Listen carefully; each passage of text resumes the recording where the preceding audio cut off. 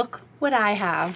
I am so excited for what we're going to be working on today. As you know, if you've been watching my channel, my sister is pregnant. She asked me to make a quilt using one of her husband's old t-shirts. I gotta find where I put that t-shirt. Found it. So this is the t-shirt.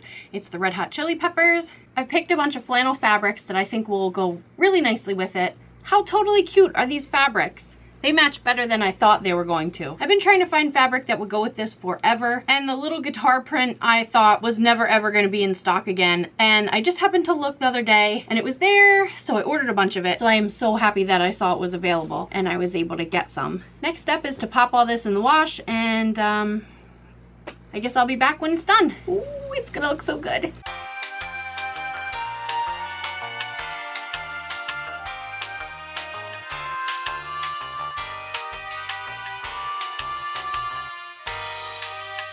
So this is the pattern I created. I had a rough idea months ago of how I wanted this to look. And then when I sat down to make it, I had no idea what all my chicken scratch meant. So I refigured out how big I wanted all the squares to be. Actually, they were rectangles. I knew I wanted everything that made up the central part of the blanket to be 30 inches by 30 inches total. So I cut everything but the t-shirt to be 8 inches by 6.5 inches. Now to cut out the focal point.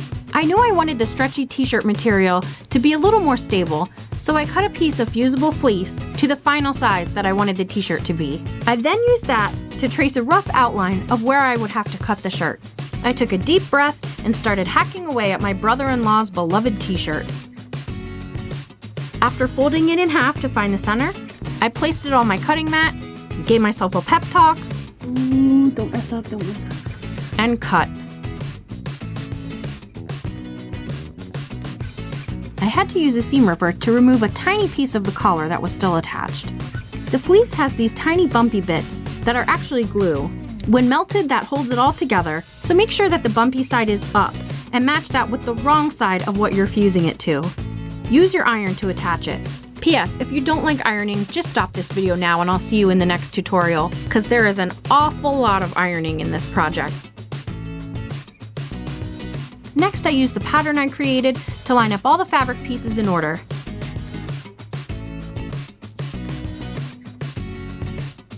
You can sew these pieces together however you want, but I chose to chain stitch everything.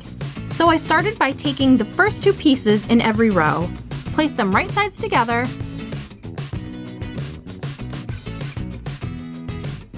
then I sewed them together like this, and I used a 1/4 inch seam allowance.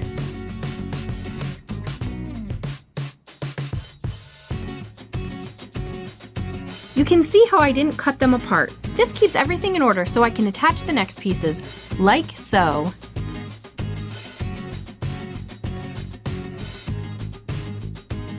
And then attach the final pieces to complete each row.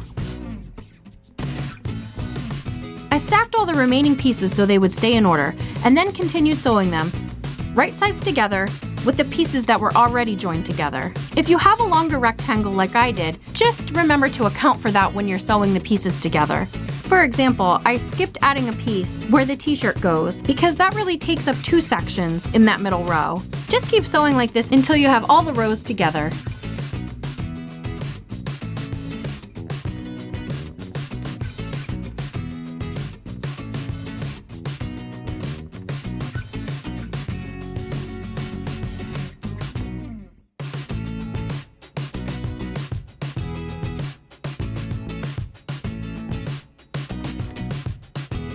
And this is what we have so far.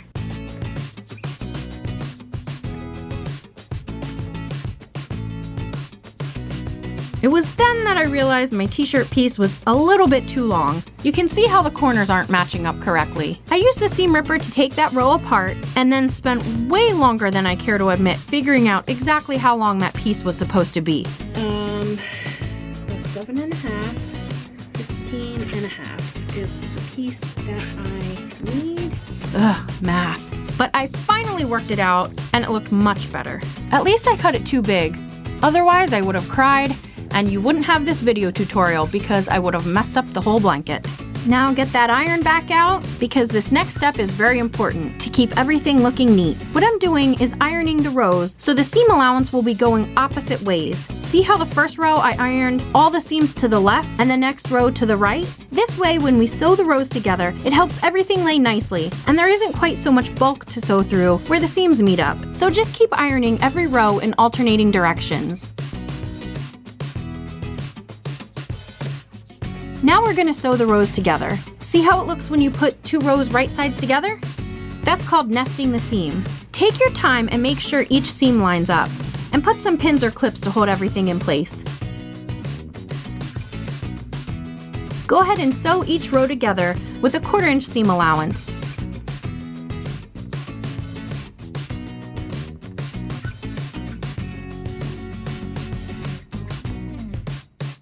Look how nice that looks. I was so distracted by how good everything looked that I didn't notice I accidentally flipped the top 2 rows upside down. Cue more seam ripping because I'm a perfectionist and I wanted it to be right. After all the rows are sewn together correctly, whip out that iron again to help flatten everything out.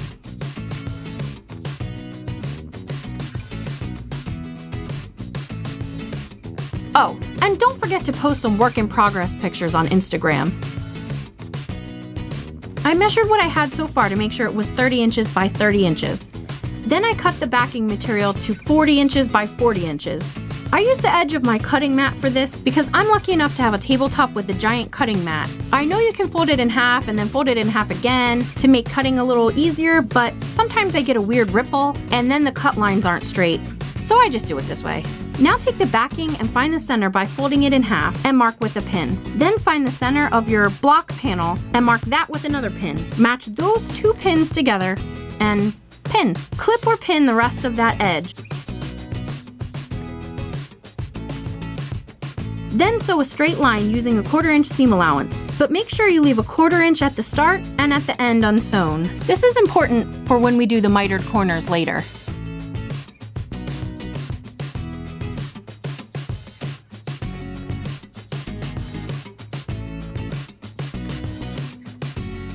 Then do the same thing to the opposite edge. Find the center of both, mark with pins, and sew with a 1/4 inch seam allowance.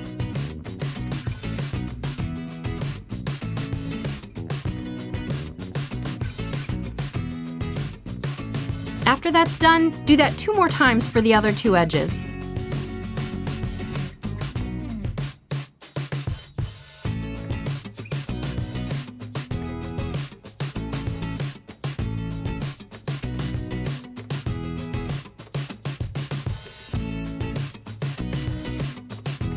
Don't forget to leave a section open so you can flip it right side out. Start sewing at the gap and then sew to the end, flip it around, and then sew from the other side of the gap to the opposite end of your fabric. This will help everything lay a little bit flatter when you flip it right side out.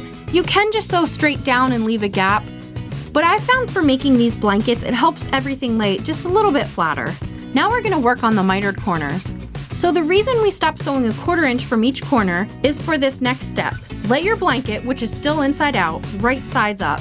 Take one of the corners of the smaller square and fold both sides together. This gives you a triangle out of that weird floppy part of the backing fabric. Take your ruler and line it up where your stitches stop. Then line up the straight edge of the bottom fabric with a straight line of your ruler. Draw a line to connect these 2 points. Put a pin to make sure your fabric doesn't shift. Do this for the 3 remaining corners. I'll show you again. Fold the corner of the smaller square to form a point. Find where your stitches stop and line up the ruler with that and where the ruler forms a straight line with the bottom of the fabric. Mark and pin. After you do that for all 4 corners, sew down the line you marked.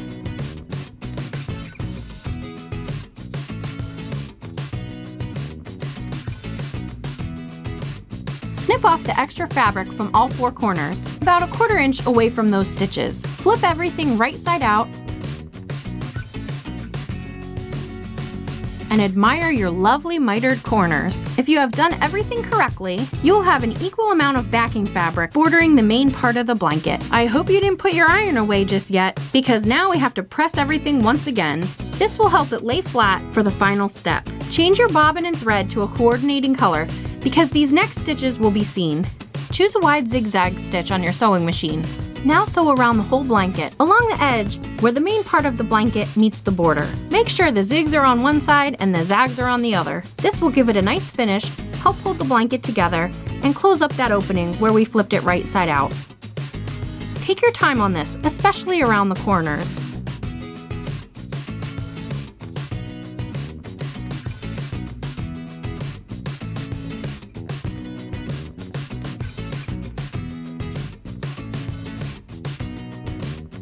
And voila! You are done! Pat yourself on the back for this project, and then give it to your loved one so they can cherish it always. And maybe give your iron a little bit of a rest.